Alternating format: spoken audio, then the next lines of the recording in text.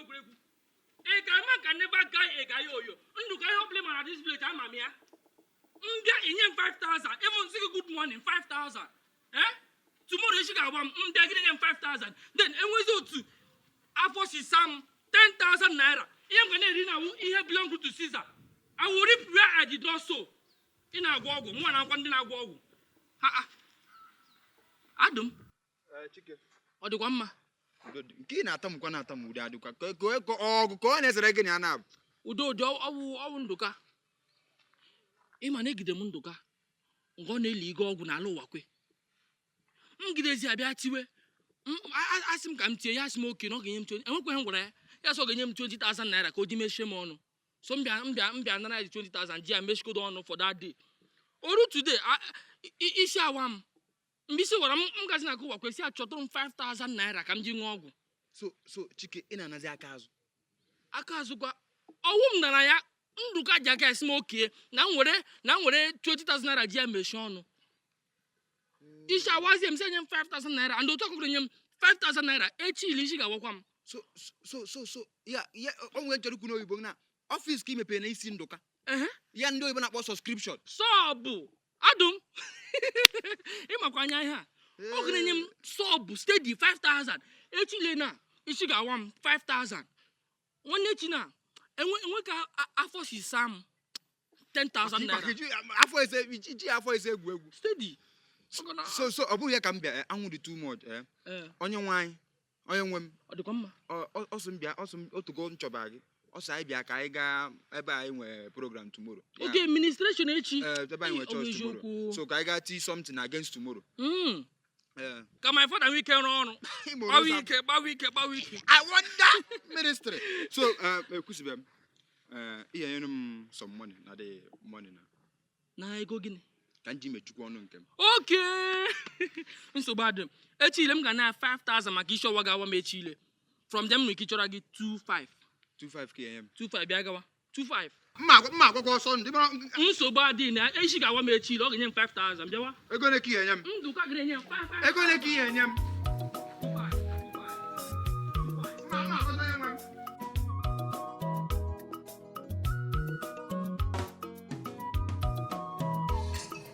Quem na minha área mesmo? Tira um lugar muito cedo. Oi.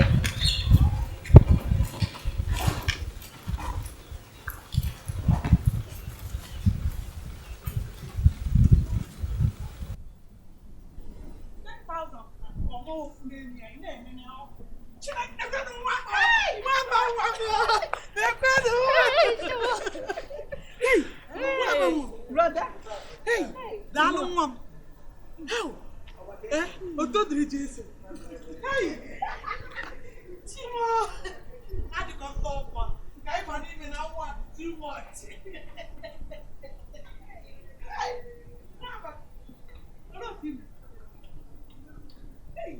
Hey, what about I told you Mama. Mo aba wuzi nwa gị. Mo ba ihu no fada ọha niile. Make you poor no you must be ya bro. Oh mama ya. Nwa m ka ọ bụ. That's happening. Is it? You have to hold due respect.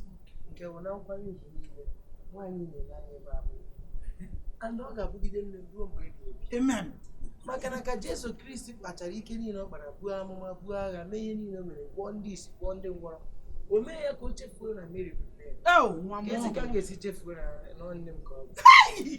Achọghị m ịba na theology maka mba ebe ahụ gbarịkọ. Abara ịnụra ihe eji ekwu maka gị. Ịkụzuru agụzụ na ihe niile a na-agụ wee chie fada. Ịkwụsịrị n'ụzọ. Ị gara ọkọ na akọna. Ọ ya adịrị gị na mma. Hai dị nnọọ mma nwa m nnọọ. Ije gị ọ gakwara ọfụma. Hai esi m n'ime ka anyị baa n'ime ijeọma. Gba ọsọ were gaa. Nyere m ya dadi ji. Si ya na onye nke mụ na ezinụlọ m maka ara na-agagharị ezinụlọ. Bịa nne bịa. Bịa. Tekete wee. Ka m bugode. Ihe a bụ ihe na-emezikọ n'obodo anyị ọ na-agbazi nwegharị. Enwere onye amụma nọ n'obodo anyị na-egwu amụma na-afụ ụzọ ọfụma.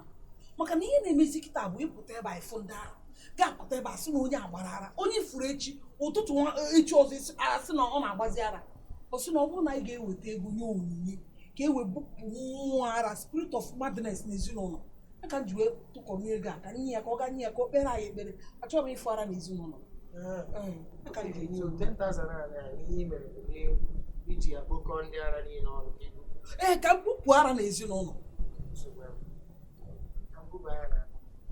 mbanụ ma ọ ga-aka mma kwa ndị ara bago n'ego a ka nchịkọ ndị ara niile ọnụ chee n'azụ a mana ịka ụkwa onye ụkọchukwu echiri ọfụ ihe gbuwunikwa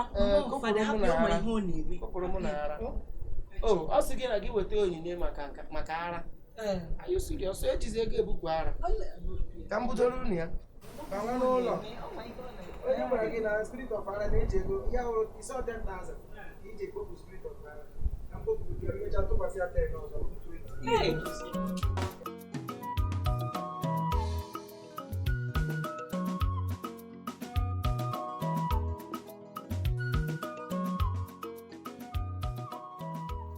Chike ọrụ obodo bịakwa dị na-ele m mmadụ ka nọ n'ụmụ na ewu na-enyo ya mmadụ ka nọ n'ụmụ na ewu na-enyo ya Chike ka nọ n'ụ Chike.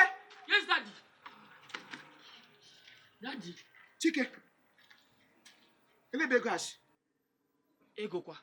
owe kwa kwudikwa elebe ego asị ọsọ ego kwa Ama m gbasara ego isi mmadụ ihe gbasara ego a na-akpago ya trouser m na. ọ bụrụ ọsọ tọni ka goro ihe a Onye kwa mgbe ego shiba na trouser m. ma o fere efe ndị Moses shiri eluigwe ote nje Moses shiri ote efe evu m fegboro gị n'ime akpa so ego m ka ị na-ezu Chike m na-ata na-abụ unu n'obi unu na-ata na-abụkpọ m anya Chike ọkpụrụkpọ ego ha nga ego m gị gburu ya gba ya na-akpago Okay.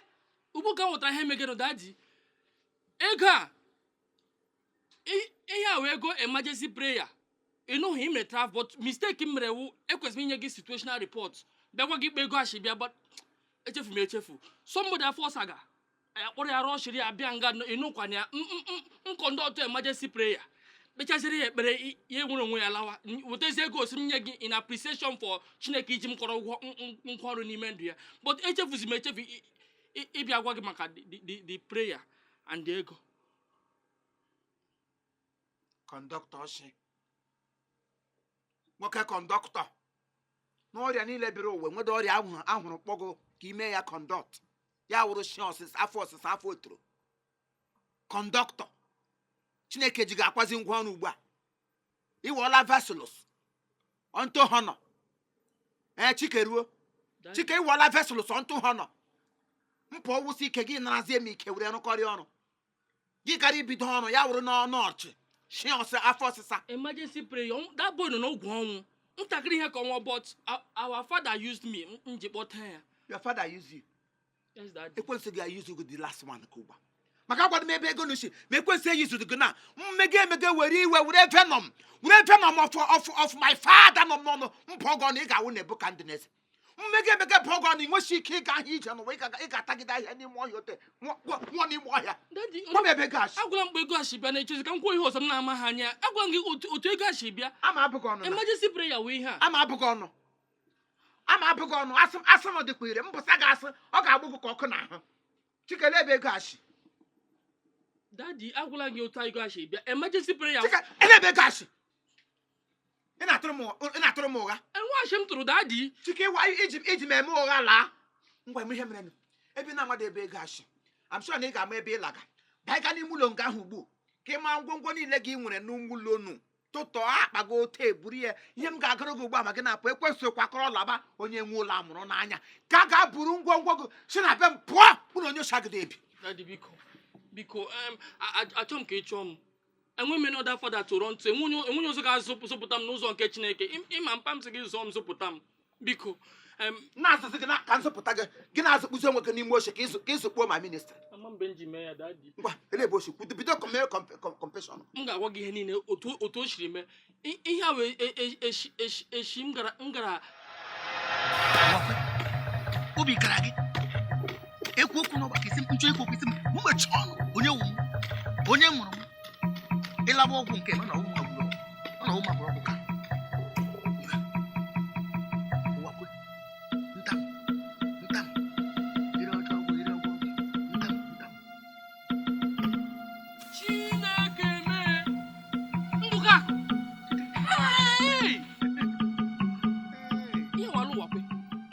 Nduka ka ihe nụ n'alụ wakwa emege. ọwa ke nke anyị asị m abịala na-akpụ ya akpụ ya lie ọhụrụ ihe ọ na-ama leni anụ ndụ metiri n'aja n'ukwu akpụ ya akpụ ya ụgbọ na-agba. Nduka akụ. Ama m n'iwu onye ọjọọ. But ama m ile this level. Ka ihe nụ na-etigi n'ala nga. Lime agwa gị bifo m na-agụ 1 2 3. Ịgwara m ihe nụ m ga-emege bifo m agwụwa niile o. M ga-emekwa mass communication. Enweghị ihe m na-eme. Akwa jọs were ọgụ m na-akọrọ ya ugbo tibet iri aja n'ukwu akpụ enweghị ọzọ ịhụrụ mmiri. Ọ dịkwa wee. Agwa na-eme mmadụ employ bifo ya arụwa ọrụ. Ọ dịkwa wee nọ n'ubi ya. Ọkwa nwanne m nwoke ọkwa onye ụlọ anyị abanye m ihe ọjọọ sị m mere ya ngwara m alawa ndị bisi m mere m alawa ichere ego m egwuregwu ọha na eze cherenụ ọkwa ji ihe m na-eme tiga anya na anụ m akọ ugbo niile nwere iko ugbo ị gajere m elu ugbo nke m na-akọ magọdụ ugbo m na-akọ ekwuola nwebere nwe ihe hụrụ enwere ha m hụrụ imekwa ha many hours nọ na-ele gị from there ịmakwa eweli iwe nwanne m iwe gị dajụọ nwebere ọgwụ m si mee ọgwụ na alụ wakwe ọgwụ nke ọnwụ metiri nwebere ntamụ ịchọ dị ma ihe ị ga-eme ọ hefụka m ụfụ ịchọ dị ma ihe ị ga-eme nsogbu adị ọha na eze ọ gịnịkwanụ ịjụ ihe m mere agwagwanụ m gị enwere ọzọ ị chọrọ ahịa gịnị ka m na-eme ngwa gị ana m akọ ugbo isi m na were ugbo ngwa o ngwanụ nwa obere ihe m tiri ego ọgịghị ọzọ ka ị na-etikwara mkpu le Chike biko anwụkwa were gbachinyere m na ihe m na-eme ebe a anwụkwala ya nwa maka iwere gbachinye m na ihe na-eme ị galakwa m o ọ gịnị dị nsogbu anụ ị na-acha atụrụ m ị ga-ejikwa staa si m butuo si m eweli iwe mesọrọ m ekwu okwu ị nọ na mmehie na-anya isi ị ga-eji waya si m butuo si m eweli iwe lee ma gwa gị na ọgwụkwa na-abịara m gị dị stọpụ gị ma ọkwakwa sị gị emela ihe imege anyị maka ama ịdị mbụ eme ọ bụ na egidebe gị gee ntị ị ga-eji staịl na gị were staịl gị si m Chike na mbutukwe na ga-echọ ihe ga-echi gị n'ahụ pụọ ihe ga-agbawa ọbara n'ahụ si m oke na m nwere this small something je mechie ọnụ onye mbụla gakwa wee ya echi ndị ọzọ ga-egide gị ha egide gị ego ole ka ị nwere di ya ego ole ka ị nwere di ya vomitiwe mkpu onye sikwara onye oshi ukwu onye oshi ihe zukwara na oshi isokwa rie ihe oshi ukwu onye oshi ọ gbasara gị ha ma isi m mechie ọnụ Chike and afọs m gị si m biko mechie ọnụ enwere ego m ji ebe a ọnwa obere ego m ji si maga ṅụrụ mmanya tọọ ụgba mechaa ihe 5,000 m ji pụta onwe m ike inye gị 2,000 or 3,000 ịchọka menyere gị ya ga-ewere lawa ka obi dị gị mma ị ga-enye m 5,000 ndụ gị na-akpọsi m onye ara ị na-ịchọzi kpọm a madman erigo onye ara ị ga-enye onye 5,000 ịmakwa ị na-agwa okwu assistant pastor to the GO of I Wonder Ministry International gị na-achinye 5,000 naira 5,000 makwa ke ihe o ruru eji m 5,000 eme gịnị ị na-achịkpọ m onye ara lema gwa gị na emere m ga-ebere na-asị oke ka m forgive oge si ka oke ka m mechie ọnụ ị ga-enye m 20,000 naira 20,000 naira 20,000 naira ngụ 20,000 menye gị n'ọgwụ ego ole ka m gwara okay Chike ọgwụ anyị hụrụ ebe ọgwụ ego ole ọgwụ 1,000 na ka m ji gwọ ọgwụ gị tinye gị 20,000 ka iji mechie ọnụ ọgbara na agba gị ị ga-enye m ya ka ị ga-enye m ya nye gị gịnị ihe m ga-eme na mass communication ị ga-efilu ma weti na ọha na eze Chike cherenụ na-etiwọ ke udo bi nwere ihe nke a ke ụdị ihe gịnị ị ga-enye m ya ka ị ga-enye m ya ka m shebe apụ abawale mba mmekwe n'ọnụ ahịa nụ Chike ọgwụ ahụ n'ọgwụ 1,000 ihe ọ bụ ntamụ ọgwụ ọnwụ ngwa were ya ka mepee ka ịhụ ya nwa gị ji akpa ya aka ihe ijiri onye ọzọ m bịa akpa ya aka kema na ọgwụ eburu ntamụ 1,000 ime ego ole ji onye na-eji agwọ ntamụ na ministri anyị ijiri ma mvalụ efu ntamụ makwa ego anyị na-ana ime ego eji agwọ ntamụ ị ga-enye m 20,000 ka ị ga-enye m ya na os ngo 1 2 3 ọha na eze anụ ihe na-eme n'obodo a ị ga-enye m ya ka ị ga-enye m ya Chike ihe akwa obi ọjọọ ihe akwa ịgba ọmata nara m na ngwụrụ ọgwụ 1,000 itinye gị 20,000 n'imechi ọnụ Chike ọgwụ ahụkwa na nwa obere ọgwụ ntamụ ị ga-enye m ya ka ị ga-enye m ya eji ọnụ m ego ebe a meso m ga n'ụlọ menye gị ego na ya dịka ọnụ ego go on now. Gina me ha. I go on now. Uche mele one before I desire about ke gra. What say so?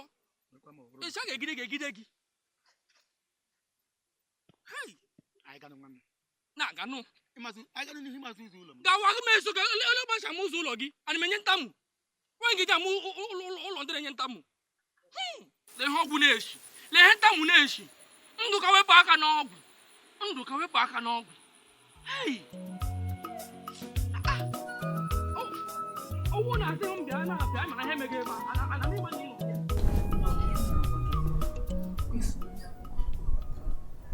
Oji ke baba. Ọ na-eme ihe ikpe ama dị iche iche. O kpekpere onye isi ahụ. O kpekwa onye ọsụzie n'ire. Ha.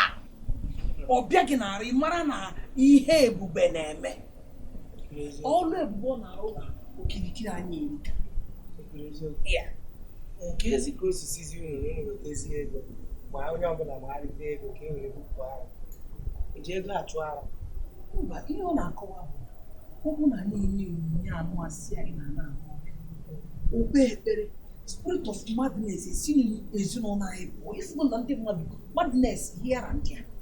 Okpe ekpere spirit of madness apụọ onye ọbụla enwere onwe ya. Maka nkọwara mgbe Jesu Kristi bidoro anyị n'ụwa na-abụọ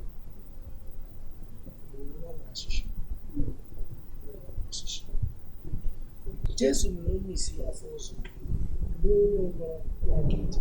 A sị na first ihe ịrịba ama Jesu mere n'ụwa mgbe o jere na mmemme agbamakwụkwọ e mere na Kenan, o wee ruo ebe ahụ ihe a na-eri na nke a na-aṅụ aṅụ azụ ọ bịata. Nne Jesu wee gwa ndị mmadụ sị gbanyewenu mmiri, chọọ n'udu gbanyewenu mmiri. Ka a gbanyesịrị mmiri, o jewere onwe ya si ndị na-eso ụzọ ya ihe ọ bụla ọsọ unu ya. Jesu wee bịa na kuru ofu iko mmanya nye n'ọnụ mmiri awa mmanya onye ọbụla ndị mmadụ jichi isi jee ije ga-adị for free ọ nara nwanna ya. So o ruzie ebe a na asịzi unu kama ara ga-agba gị weta ego ka ekwesịrị aka na ntị. E nwere ndị amụma ndị prọfet na ndị pastọ juchara n'ụwa na ụfọdụ pụtasị gị weta ego ka enye gị mmanụ nri iji efesa mmanụ nri na nnu n'ụlọ gị ihe na-eme gị akwụsị. Ụfọdụ asị gị weta ego mmiri anointing oil, asị gị weta ego nke weta ego ihe niile a na-achịkọta okwu ọnụ onye nke eji ewe. So hapụ ndị a na-agbabiga ihe ndị jam prọfet.